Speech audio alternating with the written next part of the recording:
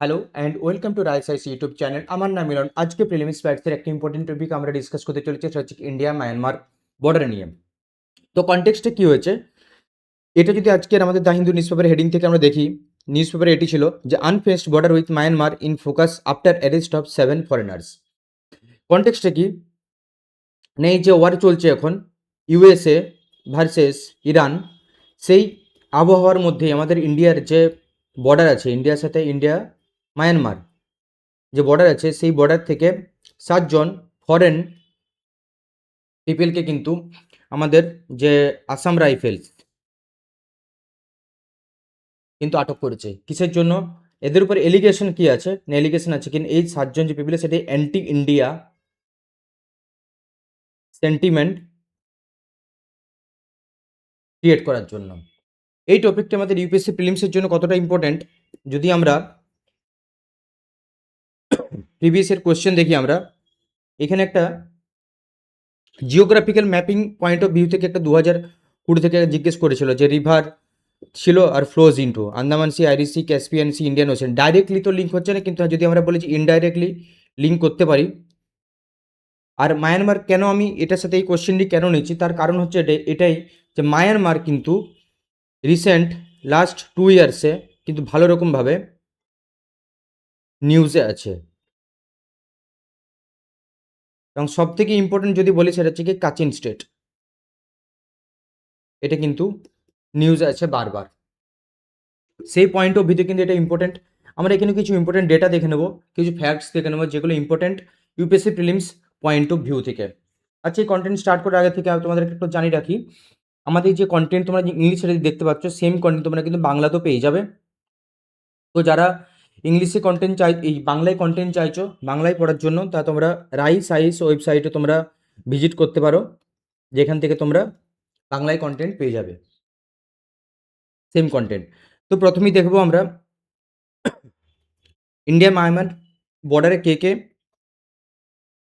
Bordering state দেখে নেবো। না, টোটাল লেন্থ কত আছে না 1643 কিলোমিটার, এটা আমাদের Indian Myanmar border.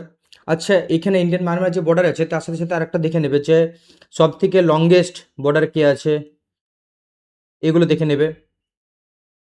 Shortest border কার সাথে আছে, এটা জিওগ্রাফির এনসিআরটিতে বেসিক বেসিক জিনিসগুলো আছে, এগুলো দেখে নেওয়া ভালো, কারণ কখনো কখনো স্টেট পিসিএস হতে জিজ্ঞেস করেই নেই এগুলো। তো এই মায়ানমারের সাথে আমার বর্ডার কত না 1643 কিলোমিটার। কটা স্টেট করছে না? 4টে স্টেট। এখানে যদি দেখতে পাই আমরা অরুণাচল প্রদেশ, নাগাল্যান্ড, মণিপুর, মিজোরাম। আর এটা হচ্ছে টোটালটি হচ্ছে গিয়ে, এটা হচ্ছে গিয়ে মায়ানমার রিজিয়ান। এটা হচ্ছে টোটাল হচ্ছে মায়ানমার রিজিয়ান। তো অরুণাচল প্রদেশ, নাগাল্যান্ড, মণিপুর, মিজোরাম, এই 4টি স্টেট কিন্তু মায়ানমারের সাথে বর্ডার করছে। River river flow, Kaladan river, যেটা আমাদের আগের বারেই নিউজে ছিল, কালাদান মাল্টিমোডাল প্রজেক্ট, যেটা ইন্ডিয়ার সাথে মায়ানমারের ফ্রেন্ডশিপ চুক্তি হয়েছে, সেখানে চলছে এটা Kaladan multimodal river project. Tiau river, তাও ইয়া তিয়াও, যেরকমভাবে স্পেলিংটা করানো, এটা খুব ইম্পর্টেন্ট। এই তিয়াও রিভার কালাদান রিভার হচ্ছে কী করছে না, primary river front border between Indian Myanmar. আর যদি একটা মায়ানমারের সব থেকে একটা প্রমিনেন্ট নদী বলে, সেটা হচ্ছে রিভার ইরাবাডি রিভার। এখান থেকে আমরা তোমরা জানতে পারি ইরাবাডি রিভার ডলফিন এখান থেকে কানেক্ট করতে পারো, যেটা কি এন্ডেঞ্জার্ড স্পেসিস। ঠিক আছে। আচ্ছা, এই যে সিকিউরিটি নিয়ে যেটা মেন ইস্যু, সেটা কিভাবে হয়েছে, এটা অ্যাকচুয়ালি জিএস3 সিকিউরিটির যে পার্ট, জিএস3 মেন্সের যে সিকিউরিটি পার্ট, সেখান থেকে আমরা একটু পয়েন্ট একটু জেনে নেওয়া ভালো, ব্যাকগ্রাউন্ডটা কী। কারণ অনেক সময় মেন্সের প্রিলিমস হচ্ছে মেন্সেরই সিলেবাস, তো অনেক সময় কি মেন্সের কিছু পার্ট প্রিলিমসে কিন্তু জিজ্ঞেস করে নেয়। তো আমরা যে একটু দেখে নিই ফ্রি মুভমেন্ট রেজিম কি হচ্ছে না, যখন আমাদের দেশ স্বাধীন হয় তখন যে এই যে এইদিকে ইন্ডিয়া এইদিকে মায়ানমার, এই বর্ডার লাইনে কি হচ্ছে, কথা কি হয়েছিল ইন্ডিয়ার সাথে মায়ানমারের, যে এখানে যে ট্রাইবসগুলো থাকে না, এই যে ইন্ডিয়ার সাথে কিছু ট্রাইবস থাকে, মায়ানমারের কিছু ট্রাইবস থাকে, তো তারা কিন্তু উইদাউট ভিসাতে কিন্তু একে অপরের কিন্তু টেরিটরিতে কিন্তু যাওয়া আসা করতে পারে। এটা ছিল একটা চুক্তি। কিন্তু রিসেন্ট অ্যামেন্ডমেন্ট নিয়ে আসা হয়েছে গভর্নমেন্ট থেকে, সেখানে কি বলা হয়েছিল 2024-এ ইউনিয়ন হোম মিনিস্ট্রি থেকে কি বলা হয়েছে, যে এই যে যাতায়াতের পথটা, যে আনলিমিটেড যাতায়াত করছো তোমরা, এটা কিন্তু আনলিমিটেড হবে না, এটার একটা নির্দিষ্ট বর্ডার আছে। বর্ডারটা কী হবে না, এটা যদি বর্ডার লাইন হয়, এর এখান থেকে 10 কিলোমিটার, এদিক থেকেও 10 কিলোমিটার, মানে এর বর্ডার লাইন থেকে ইন্ডিয়ার মানে মায়ানমারের লোক ইন্ডিয়াতে 10 কিলোমিটার মধ্যে আসতে পারবে। আর সেম এই জিনিসটা হচ্ছে গিয়ে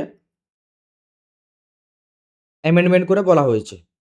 অ্যামেন্ডমেন্টকে এটা বলেছে যে মায়ানমার থেকে যে যারা যেসব অধিবাসী আছেন যারা ট্রাইবস, তারা কিন্তু ইন্ডিয়ার কিন্তু আনলিমিটেড জায়গায় কিন্তু যেতে পারবেন না।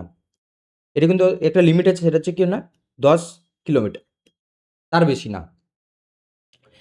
এটা হচ্ছে অ্যামেন্ডমেন্ট করে নিয়ে আসা হয়েছে। আর আগে যে যখন এই যে এক্সচেঞ্জ হতো যাওয়া আসাটা, কিন্তু উইদাউট ভিসাতে হতো, উইদাউট ভিসা।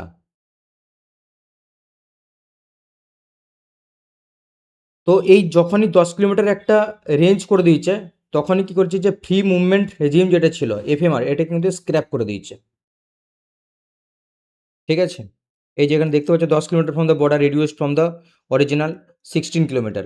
16 মানে ইন দ্য সেন্স মানে এটা অ্যাকচুয়ালি 16 না, এটা কিন্তু যখন অধিবাসীরা যারা ছিল, যে লেন্থটা যেটা ছিল এটা কিন্তু আরও বেশি ছিল, মোর দেন 16 ছিল, মোর দেন 16 kilometre. Security and agencies involved, security and agencies involved, এখানে কী কী আছে না, ন্যাশনাল ইনভেস্টিগেশন এজেন্সি আছে, আসাম রাইফেলস আছে। আসাম রাইফেলস কিন্তু আমাদের এই যে সিএপিএফ যে এক্সাম হয়, সেখান থেকে কিন্তু যায় আসাম রাইফেলস, সেখান থেকে রিক্রুট হয় আসাম রাইফেলস, যে অ্যাসিস্ট্যান্ট কমান্ডার। ন্যাশনাল ইনভেস্টিগেশন তো আছেই। সিকিউরিটি চ্যালেঞ্জেস কী আছে না, এথনিক্যালি আর্মড গ্রুপস, যেটা আমাদের মেন কনসার্ন, যেটা হচ্ছে গিয়ে ইনসার্জেন্ট গ্রুপ। সেখানে আর কী কী প্রবলেম আছে না, ড্রাগস সাপ্লাই, বর্ডার থ্রু দিয়ে ড্রাগ সাপ্লাই হয়। তারপরে কি যে কাউন্টার পেট মানি, মানি সাপ্লাই হচ্ছে, হিউম্যান ট্রাফিকিং, এইগুলো কিন্তু একটা ব্রড ওয়েতে, একটা ইন্ডিয়ান বাংলাদেশের যে বর্ডারটা আছে সেখানে ব্রড ওয়েতে এই চ্যালেঞ্জেসগুলো কিন্তু এক্সিস্ট করে। এই যে ট্রাফিক অ্যান্ড মাইগ্রেশন, কি ইনফ্রাস্ট্রাকচার অ্যান্ড টেকনোলজি কী ইউজ করা হচ্ছে এই বর্ডারের ক্ষেত্রে না, স্মার্ট ফেন্সিং, এটা কিন্তু ইউপিএসসি মেন্সের জন্য ভেরি ভেরি ইম্পর্ট্যান্ট। যখনই কোনো বর্ডার রিলেটেড ইস্যু হয়, সেখানে কিন্তু তোমরা এই কিওয়ার্ডে লিখতে পারো smart fencing. Challenges in construction embankments, fencing projects has faced resistance from the local committee and coordination challenges by the Myanmar army security agencies। এগুলো হচ্ছে কিন্তু কিছু কিছু চ্যালেঞ্জেস আছে, এবং মেন ইম্পর্ট্যান্ট এখানে যদি প্রিলিমস পয়েন্ট অফ ভিউ থেকে দেখা হয়, সেটা হচ্ছে গিয়ে বর্ডারিং স্টেটস এবং river, river river plus bordering state, এই দুটো জিনিস ইম্পর্ট্যান্ট। তার মধ্যে একটা ইম্পর্ট্যান্ট হচ্ছে ইরাওয়াড়ি রিভার, যেটা কমপ্লিটলি মায়ানমারের মধ্যে দিয়ে যায়, এবং যেটা ড্রেন কোথায় হয় না, ড্রেন হচ্ছে গিয়ে আন্দামান সিতে, আন্দামান সি। এই কিছু কিছু পয়েন্ট মনে রাখা দরকার। আর ইন্ডিয়া মায়ানমারের মধ্যে রিভার যে কোন বর্ডারটা, কোন রিভার বর্ডার তৈরি করেছে, সেটা যদি হয় না তিয়াও রিভার, এই যে তিয়াও রিভার এবং কালাদেন রিভার, এগুলো হচ্ছে কী করছে না international border, making international border. তো এইগুলো মোটামুটি আমাদের একটা কন্টেন্ট। এই কন্টেন্ট যদি তোমাদের ভালো লেগে থাকে তাহলে প্লিজ শেয়ার করো, সাবস্ক্রাইব করো। আর একটা কথা জানি রাখি, 12 এপ্রিল আমাদের রাইস আইস ওয়েবসাইট থেকে, আমাদের ইনস্টিটিউট থেকে এখানে একটা স্কলারশিপ টেস্ট হচ্ছে, যেখানে কিন্তু তোমরা পেতে পারো আপ টু 100% স্কলারশিপ। এবং সেই স্কলারশিপ নেওয়ার পরে তোমরা এখানে জয়েন করতে পারো ক্লাসরুম প্রোগ্রাম আমাদের। আর যেসব স্টুডেন্টরা যারা বাংলায় কন্টেন্ট চাইছো মেন্স পয়েন্ট অফ ভিউ থেকে, মেন্স পয়েন্ট অফ ভিউ থেকে, তাদের জন্য বলে রাখি, আমাদের যারা টিম মেম্বার্স আছেন তারা ডেলি নিউজ পেপার থেকে একটা ডিপ একটা এডিটোরিয়াল এক্সপ্লেন্ড, যেখানে তোমরা কী কী পেয়ে যাবে না, হলিস্টিক কাভারেজ, কিওয়ার্ডস, কোটেশন, এগুলো হচ্ছে paper specific keywords, committee recommendation, report, এই সব সব জিনিস একটা জায়গার মধ্যে তোমরা পেয়ে যাবে। এবং সেখানে কী হচ্ছে না, static plus current linkage, static plus current linkage. এবং এই কন্টেন্ট তোমরা পেয়ে যাবে বাইলিঙ্গুয়াল, বেঙ্গলি প্লাস ইংলিশ দুটোতেই পেয়ে যাবে। তো প্লিজ এই কন্টেন্ট যদি তোমাদের ভালো লেগে থাকে তাহলে প্লিজ তোমাদের বন্ধুদের সাথে শেয়ার করে দিও।